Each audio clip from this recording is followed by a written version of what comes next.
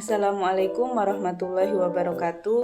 Perkenalkan, nama saya Ika Puji Rahayu dengan NIM 0102 1282 227074. Saya dari Ekonomi Pembangunan Fakultas Ekonomi kelas B Indralaya. Tujuan saya membuat video ini adalah untuk melengkapi tugas bahasa Indonesia, yaitu menyampaikan pandangan pribadi terhadap bahasa Indonesia, lalu bagaimana perkembangan bahasa Indonesia pada zaman generasi milenial sekarang ini, mencakup permasalahan yang terjadi, serta bagaimana solusi atas permasalahan tersebut. Dan yang terakhir, bagaimana langkah-langkah agar bahasa Indonesia terus berkembang dari masa ke masa. Bahasa Indonesia adalah bahasa nasional dan resmi di seluruh Indonesia. Ini merupakan bahasa komunikasi resmi yang diajarkan di sekolah-sekolah dan digunakan untuk disiarkan di media elektronik dan digital. Jika dipandang dari sudut pandang linguistik, bahasa Indonesia adalah variasi dari bahasa Melayu. Menurut saya, perkembangan bahasa Indonesia terus meningkat pesat, bahkan lebih dari bahasa induknya, yaitu bahasa Melayu. Bahasa Indonesia berkembang jauh melebihi asal-muasalnya, yaitu bahasa Melayu. Karena bahasa Indonesia setelah penetapan status diangkat menjadi bahasa negara, terus dikembangkan korpusnya, kamusnya, ejaan, tataan bahasanya hingga seperti sekarang. Nah, bahasa Indonesia sendiri memiliki banyak sekali fungsi bagi negara Indonesia.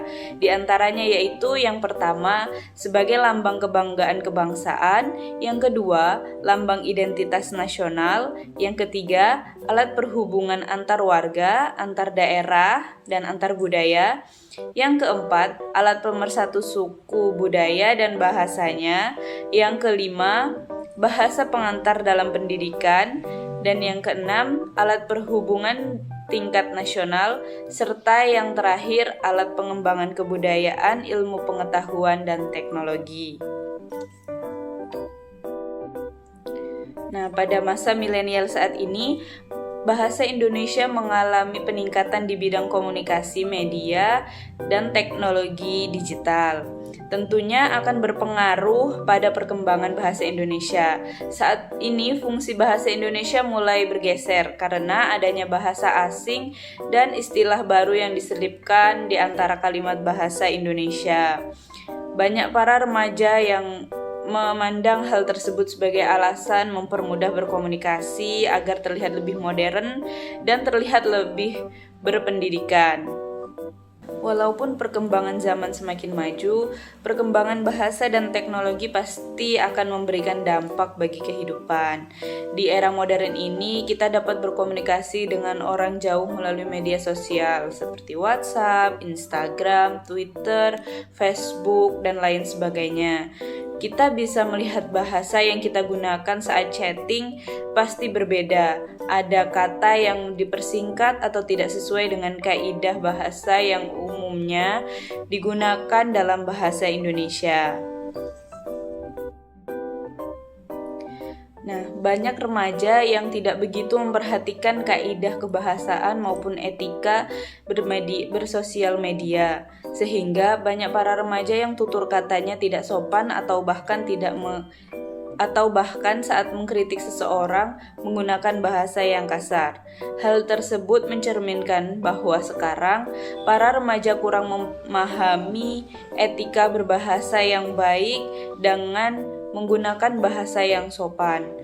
Nah, ada begitu banyak kata asing maupun kata daerah yang sering diselipkan dalam percakapan seperti bahasa Inggris, Jepang, Korea, dan lain sebagainya. Mereka mencampurkan berbagai bahasa asing sehingga mereka beranggapan akan terlihat lebih keren, padahal hal tersebut tidak sesuai dengan kaidah kebahasaan. Namun bahasa seperti itulah yang sering digunakan pada saat ini. Kata yang dipersingkat atau diganti dengan bahasa asing atau bahasa gaulnya itu dikenal dengan bahasa Jaksel, mungkin lebih mudah dilafalkan dan lebih mudah dimengerti di masa milenial. Namun memiliki makna yang berbeda dengan kaidah ejaan yang disempurnakan. Sampai saat ini, bahasa yang dipersingkat dan diganti dengan bahasa-bahasa gaul ini sudah melekat dalam diri seseorang, terutama generasi milenial, sehingga kesulitan untuk mengutarakan bahasa Indonesia yang sesuai dengan kaidah yang ditentukan. Sebenarnya mempelajari bahasa asing itu tidak salah jika kita dapat menggunakannya di waktu dan kondisi yang tepat. Namun kebanyakan anak muda sekarang ini lebih menggunakannya dalam kehidupan sehari-hari sehingga tanpa mereka sadari hal ini dapat melunturkan apa yang menjadi identitas mereka, identitas negara mereka, yaitu bahasa Indonesia. Nah, untuk menghadapi tantangan bahasa Indonesia di era globalisasi atau solusi dari permasalahan ini yaitu perlu adanya upaya pemeliharaan terhadap bahasa Indonesia di mana upaya pemeliharaan ini diperlukan peran dari semua lapisan masyarakat. Salah satunya dapat dimulai dari kita sebagai generasi muda dan generasi penerus bangsa. Namun, orang tua juga memiliki peran penting dalam perkembangan anak, yang salah satunya perkembangan untuk mengetahui dan menggunakan bahasa Indonesia dengan baik dan benar.